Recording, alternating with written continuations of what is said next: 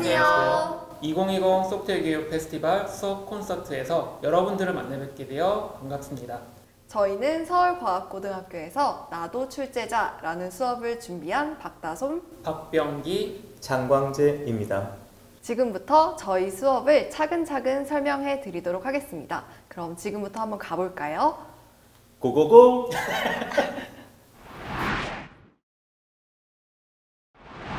창의적 알고리즘 문제를 만들자. 나도 출제자 수업에 대해서 차근차근 소개를 해드리도록 하겠습니다. 학생들은 서로 창의적인 사고를 바탕으로 문제를 출제를 합니다. 그리고 서로 출제한 문제를 교환해서 같이 풀어봄으로써 컴퓨팅 사고력은 쑥쑥, 문제 해결력도 쑥쑥 함께 올라갈 수 있겠죠. 이런 수업이 바로 나도 출제자 수업입니다. 그렇다면 도대체 어떤 플랫폼에서 이런 수업이 가능할까요? 바로 3가지 플랫폼을 사용해서 수업을 진행하였습니다. 가장 먼저 학생들한테 자료를 부여하고 과제를 부여할 때는 구글 클래스룸을 활용을 하였고요. 그다음에 두 번째로 수업 강의 영상, 플랫폼 업로드 방법 이런 것들을 학생들한테 안내를 할 때에는 바로 구글 드라이브를 사용하였습니다. 그리고 마지막으로 제일 중요한 학생들이 서로 문제를 업로드하고 풀어볼 수 있는 환경은 구름 에듀의 서울과학고 홈페이지를 개설을 하여서 이 플랫폼에서 서로 문제를 풀어보는 것을 진행을 하였습니다. 그렇다면 어떤 학생들이 이 수업을 할 수 있을까요? 바로 고등학교에 재학 중인 모든 학생들입니다. 고등학교 정보 교과를 이수해서 기본적으로 파이썬이나 C를 베이스로 한 프로그래밍 능력만 있으면 누구나 이 수업에 즐겁게 참여를 할 수가 있습니다. 제어문, 그러니까 조건문과 반복문과 같은 기본적인 연산만 할 수 있으면 누구나 문제를 출제하고 서로 풀어볼 수 있는 것이지요. 다음은 차시별 학습활동을 소개해드리겠습니다. 이 프로젝트는 총 5차시로 구성되어 있고요. 저와 함께 각 차시별 내용들에 대해서 한번 알아보겠습니다. 1차시에는 창의적 알고리즘 문제를 제작하는 단계입니다. 학생들은 주변에서 현실 세계의 다양한 문제들을 겪게 될 거고요. 그런 문제들을 어떻게 하면 컴퓨터를 이용해서 문제를 해결할 건지에 대한 고민을 가지고 있을 건데, 그런 문제들을 학생들 스스로 찾아내고 문제로 만들어내는 과정이에요. 이 학생은 코로나 문제라는 현실 문제를 기반으로 해서 바이러스 전파라는 문제를 만들었어요. 문제 설명을 보면은 n/n 크기의 직사각형을 상정을 하고 감염자는 검은색, 그 다음에 비감염자는 흰색으로 표현을 했고요.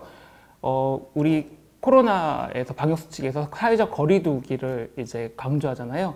여기서도 감염자 2명과 가까이 있게 되면 감염되고, 그렇지 않은 케이스에서는 감염되지 않는 걸 가정을 하고 조건값으로 넣고요.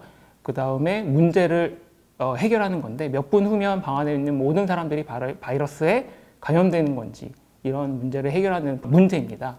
자, 입력값으로는 이제 보시는 바와 같이 이렇게 학생들이 어떻게 입력할 건지를 설명을 하는 부분이고요. 출력은 이 문제 해결 과정 이후에 어떤 출력이 나올 건지에 대한 서술이 적혀 있는 겁니다. 2차시는 문제를 친구들에게 발표하고 동료들부터 피드백을 받는 시간이에요. 자, 보시면은 학생들이 본인들이 만든 그 문제를, 아까 봤던 그런 예시 문제를 이용해서 이제 클라우드에다가 과제를 제출한 화면을 여러분들께서 지금 보시고 계십니다. 발표 방법은 본인이 문제를 출제한 의도를 발표하는 거고요. 그 다음에 문제에 대한 설명, 그 다음에 입력 방법에 대한 설명, 그리고 출력 방법에 대한 설명을 합니다. 그리고 그 아래에 입력 예시는 10개 정도 준비를 하는 건데, 그 입출력 예시 중에서 한 가지를 대입해 가지고 실제 어떻게 입력된 후에 어떻게 출력되는지에 대한 설명을 해주는 방법으로 학생들에게 발표를 하는 거고, 이렇게 발표가 끝나고 나면 학생들로부터 피드백을 받는데요. 친구들이 피드백을 할 때는 다음 2가지 방법을 이용해서 피드백을 합니다. 하나는 I like 해가지고 이 친구 문제에 대한 장점을 설명하는 거예요. 두 번째는 I wish 해가지고 친구의 문제가 단점이 있더라도 그 단점을 바로 얘기하는 게 아니라 그 단점에 대한 보완 혹은 뭐 대안책 같은 것들을 이렇게 친구들에게 피드백을 해주는 방법으로 하는 건데요. 여기 보면은 친구들이 이렇게 해당 문제, 발표한 문제에 대해서 어떤 점이 좋고 어떤 점을 개선했으면 좋겠는지에 대한 이제 포스트잇으로 자기들의 의견을 이렇게 제출을 하는 거고, 문제를 발표한 친구는 이러한 피드백을 반영을 해서 자기의 문제를 개선하는 과정입니다. 다음은 3차 시입니다. 3차 시는 학생들이 스스로 만든 문제를 서버에 업로드를 하는 과정이고요. 업로드한 다음 자기 문제를 스스로 해결하는 단계예요. 구름 이 플랫폼에다가 이미 선생님께서는 이렇게 강의를 미리 세팅을 해 놓으시고요. 학생들이 이 강의에 참여할 수 있도록 미리 준비를 해 주시고, 학생들이 자신의 문제를 이러한 환경 하에서 입력할 수 있도록 안내를 해 주시면 됩니다. 자, 그리고 나서 제일 중요한 단계인데, 자신의 문제를 해결할 수 있는 문제 코드를 직접 등록을 하는 거예요. 그 등록하고 나서 여기 하단에 보시면 제출 결과에 패스라고 나와 있죠. 이 10개의 테스트 케이스에 대해서 자신이 만든 알고리즘으로 실제 통과했다는 것을 스스로가 증명을 해야 돼요. 이 단계를 대충 하게 되면 다른 친구들이 문제를 의도를 파악하고 제대로 된 알고리즘을 만들었지만 테스트 케이스에서 계속 막히는 경우가 있거든요. 그렇게 막히게 되면 이렇게 블랙홀에 빠지게 되는 상황이 생길 수가 있어요. 그래서 테스트 케이스를 본인이 직접 다 검증을 하고 나서 확인하는 과정을 거쳐야 됩니다. 자, 4차 시는 친구가 출제한 문제를 해결하는 단계입니다. 네, 선생님께서는 진행 중인 시험 과제에서 시험 시작을 클릭해가지고 학생들이 서로 자신들이 풀어야 될 문제들을 풀 수 있도록 준비를 해주시고요. 그다음에 마지막으로 5차 시에서는 문제 해결 보고서를 작성하고 프로젝트 성찰하는 과정이에요. 저희 같은 경우는 나도 출제자 문제 해결 희노애락 보고서라는 이름으로 뭔가 보고서를 조금 색다르게 구성을 했는데, 학생들이 그 문제를 풀고 나서 내가 이 문제를 통해서 기쁨을 느꼈는지 분노를 느꼈는지 뭐 이런 식으로 이제 표현하도록 해서 학생들에게 좀 좋은 이렇게 반응을 얻었습니다. 본인이 해결한 문제들을 이렇게 선택해 가지고 응답할 수 있도록 했고요. 그 다음에 자신이 푼 문제가 얼마나 창의적이었는지, 그 다음에 그 문제가 테스트 케이스를 다양하게 고려했는지들을 이렇게 물어봤고, 그 다음에 여기서 느낀 감정을 희노애락 중에 선택할 수 있도록 했습니다. 그리고 그런 감정을 느끼게 된 이유를 쓰는 과정에서 그 문제에 대한 알고리즘에 대한 설명도 있었고, 그 다음에 그 문제가 얼마나 창의적이었는지 그런 느낌들도 우리가 서술형으로 얻을 수 있어가지고 좋았었습니다. 그 다음에 자신이 만든 문제에 대한 평가도 같이 저희가 설문을 받았는데, 얼마나 창의적이었는지, 그 다음에 자신이 출제한 문제에 대해서 얼마나 다양한 상황을 고려했는지에 대해서 저희도 같이 또 받았는데, 재밌는 거는 친구 문제에 대한 창의성과 자신에 대한 문제에 대한 창의성에서 자기 자신에 대한 창의성에 대한 점수가 더 후했다는 거죠. 안녕하세요. 장광재입니다. 저는 학생들과 교사들에게 어떤 변화가 생겼는지에 대해서 설명드리도록 하겠습니다. 첫 번째, 학생들에게 생긴 변화입니다. 그 내용으로는 3가지로 요약해 보았는데요.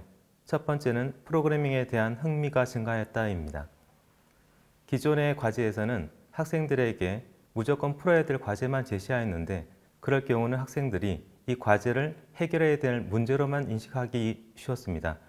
그러나 직접 프로그래밍을 제작하기 위해서 문제화시키고 과제를 만들고 그것을 프로그램으로 문제를 제시하는 과정에서 학생들이 어떻게 더 재미있는 문제를 만들 수 있을지에 대해서 고민하게 되었고, 그럼으로써 프로그램에 대한 흥미가 많이 증가한 것을 볼 수 있었습니다. 두 번째는 컴퓨팅 사고력 증가입니다. 컴퓨팅 사고력이라고 한다면 대부분 알고리즘 문제를 해결하는 것으로 생각하기 쉬운데, 저는 컴퓨팅 사고력이라는 것을 이렇게 한번 질문해 보고 싶습니다. 제 고등학교 1학년 때 국어 선생님께서 저에게 질문하셨던 적이 있었는데요. 사고는 무엇으로 이루어지는지라고 물어보셨습니다. 그때 저희는 머리로 생각합니다. 다른 여러 가지 대답이 있었는데 국어 선생님께서는 그것은 모두 정답이 아니라고 하셨습니다. 그때 선생님이 대답하신 내용은 사고는 언어로 한다라고 얘기하셨습니다. 그때는 그 내용을 잘 이해하지 못했던 것 같습니다. 근데 지금 와서 생각해 보면 그 말이 참 맞는 말씀이셨던 것 같습니다. 언어에 따라서 우리는 사고의 과정이 달라진다고 생각합니다. 우리는 한국어로 말하기 때문에 한국어로 생각하고 영어를 쓰는 사람들은 영어로 생각을 합니다. 그럼 컴퓨터로 사고를 한다는 것은 컴퓨터 언어를 익힌다는 것과 같다고 생각이 듭니다. 따라서 컴퓨팅 사고력을 증가시키기 위해서는 가장 필요한 교육은 바로 코딩 교육이라고 생각합니다. 따라서 코딩 교육을 하는 것이 컴퓨팅 사고력을 증진시키는 가장 효과적인 방법이라고 생각이 들었습니다. 세 번째는 실시간 문제 해결력이 증가되었다입니다. 학생들은 각자가 가지고 있는 여러 가지 문제들을 컴퓨팅 언어를 통해서 코딩으로 작성해 보았습니다. 저희 학교 같은 경우는 특히나 수학과 과학에 관심이 있는 친구들이 많았기 때문에 수학과 과학에 관련된 문제들이 많았지만 음악에 관심 있는 친구들은 음악에 관련된 문제를, 그리고 게임을 좋아하는 친구들은 게임에 해당되는 문제들을 제출하였고, 또한 기숙사 학교이기 때문에 기숙사에 관련된 문제들도 문제화시켜서 제출한 친구들도 많았습니다. 이런 것들이 실력을 증진시키는 데 도움이 되었다고 생각이 듭니다. 두 번째는 선생님들에게 어떤 변화가 생겼는가입니다. 이 부분에 대해서는 한마디로 얘기할 수 있는데 이것은 시스템화하였다는 점입니다. 저희들이 구름이라는 사이트를 통해서 시스템화하였고, 이를 통해서 학생들의 성취 수준을 쉽게 파악할 수 있었고, 관심사와 협업 증진이 이루어졌다고 생각이 듭니다. 시스템화하였기 때문에 어떤 학생들이 어떤 문제를 내었고, 또한 그 문제를 누가 풀었는지에 대해서 바로바로 파악할 수 있었습니다. 또한 학생들이 어떤 부분들에 관심이 있었는지에 대해서도 바로바로 파악할 수 있었습니다. 그리고 선생님들이 가장 크게 어려움을 느끼시는 부분들이 개별화된 생활기록부 기재 내용이었는데요. 저희들은 모든 학생들이 다 각자 자신만의 문제를 풀어서 제출하였고, 학생들이 또한 그 문제들을 해결하였기 때문에 개별화된 생활기록부 기재가 가능하였다고 생각됩니다.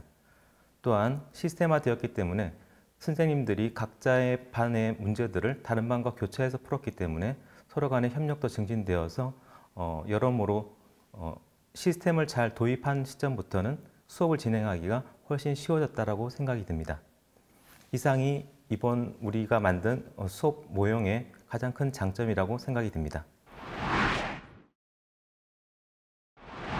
그렇다면 학생들이 어떻게 창의적인 문제를 출제하고 풀었는지 궁금하시죠? 지금부터는 학생의 수행 결과를 한번 보여드리도록 하겠습니다. 가장 먼저 제가 어떠한 재미있는 문제를 가지고 왔습니다. 이것도 학생들이 출제한 예시인데요. 이 학생은 마포대교라는 제목의 문제를 출제했습니다. 이 문제에서 학생은 타짜 영화를 봤던 경험을 되살려서 타짜 영화 안에서 곽철용이라는 캐릭터가 마포대교는 무너졌냐? 라고 물어보는 부분에서 영감을 얻어서 문제를 출제를 했습니다. 이 문제에서 다리 상태를 입력으로 받고 다리의 무너진 부분을 0과 1로 표현을 합니다. 이 입력 배열을 바탕으로 자동차의 사이즈를 추가적으로 입력을 받은 후 자동차가 다리를 무사히 지나갈 수 있는 크기인가를 출력하는 문제입니다. 이러한 문제를 바탕으로 학생들이 서로의 문제 출제 보고서를 검토를 합니다. 이 검토 과정에서 아까 박병기 선생님께서 말씀해 주신 것처럼 학생들은 I like, 그러니까 문제의 장점, I wish, 문제가 어떻게 개선되었으면 좋을지에 대한 의견을 서로 주고받습니다. 이러한 피드백을 바탕으로 학생들이 구름에는 조금 더 개선된 문제를 업로드하는 것이지요. 그 다음에 구름에 업로드한 문제의 예시를 보여드리겠습니다.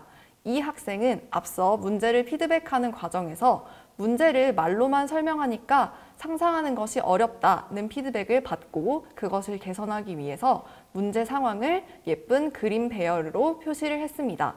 이 그림을 보시니까 과연 이 자동차가 입력 배열에서 지나갈 수 있을지 없을지 조금 더 이해가 쉽게 되시나요?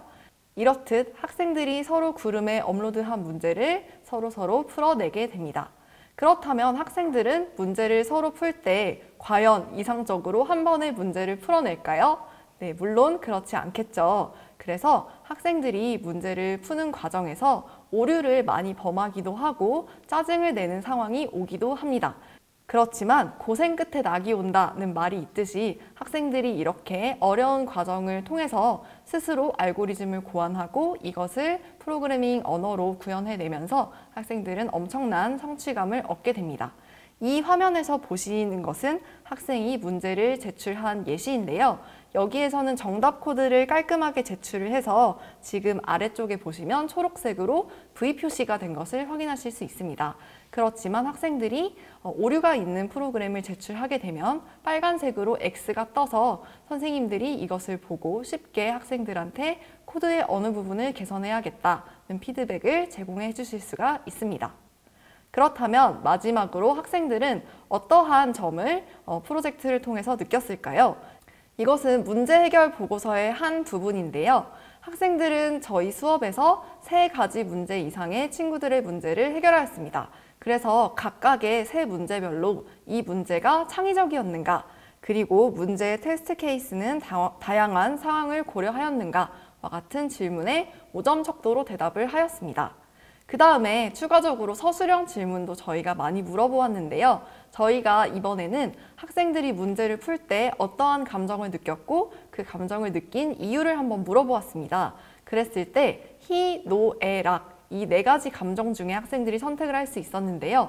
희와 락을 선택한 학생들이 가장 높았고 분노와 슬픔을 느꼈다고 대답한 학생들도 일부 있었습니다. 그 학생들은 왜 그렇게 느꼈을까요? 그 이유도 궁금해서 저희가 한번 물어보았습니다.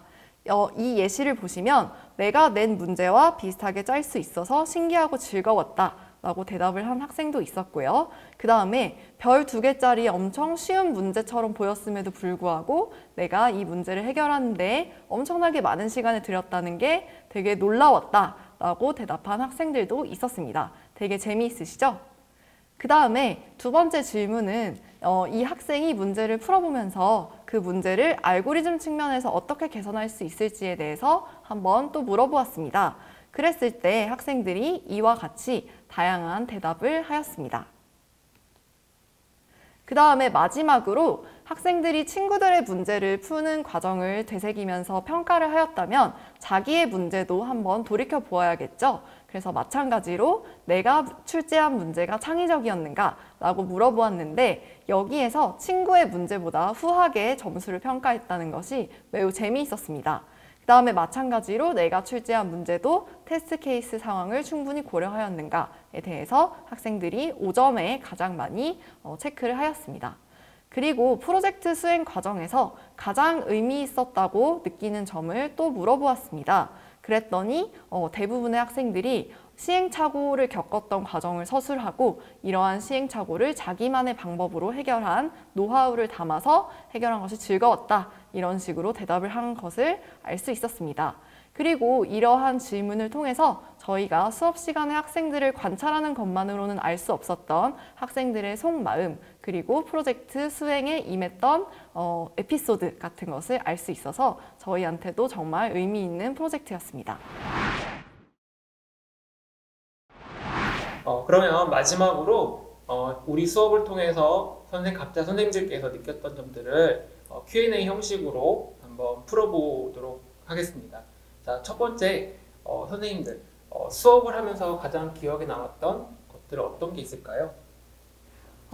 저는 어떤 학생이 제가 내주는 프로그래밍 문제만 푸는 거는 되게 어려워했었는데 주변에서 창의적인 아이디어를 한번 생각해보고 이런 문제를 한번 직접 만들어보는 과정을 되게 즐거워하는 어떤 친구가 있었어요. 그래서 이 프로젝트 전에는 좀 수업 시간에 어려워하기도 하고 조는 모습도 간간히 보이기도 했는데 프로젝트에 임할 때는 그 누구보다 눈이 아주 반짝반짝 하더라고요. 선생님, 저희는 고등학교 정보교과에서 이 수업을 진행을 한 건데 혹시 중학교나 일반고에서도 가능한 수업일까요? 네, 저는 충분히 가능하다고 생각합니다. 이 문제를 구성하는 데 있어서 되게 복잡한 알고리즘이 필요한 건 아니고요. 간단한 순차 구조라든지 아니면 선택 구조나 반복문을 이용해서도 충분히 문제를 만들 수 있었고, 서울과학고 학생들도 복잡한 알고리즘이 아닌 아주 단순한 조건문이나 반복문을 이용해서 만든 문제도 있었거든요. 그래서 그 중학교나 일반고에서도 충분히 적용할 수 있는 문제라고 생각합니다. 네. 그러면 이제 마지막으로 내년에도 나도 출제자 수업을 진행한다면 어떠한 개선점이 있을까요? 네, 저는 이번에 분노를 느꼈다고 하는 친구들이 많았던 것 같은데 그 가장 큰 이유가 문제의 완성도가 좀 떨어졌다고 생각이 들었습니다. 그 문제의 완성도를 높이기 위해서는 테스트 케이스를 많이 넣어줘야 된다고 생각했는데 테스트 케이스를 직접 만들기가 힘들어했던 친구들이 많았던 것 같아요. 그래서 테스트 케이스를 만드는 방법에 대해서 교육을 미리 하면 훨씬 더 완성도 높은 문제를 만들 수 있을 것이라고 생각이 들었습니다.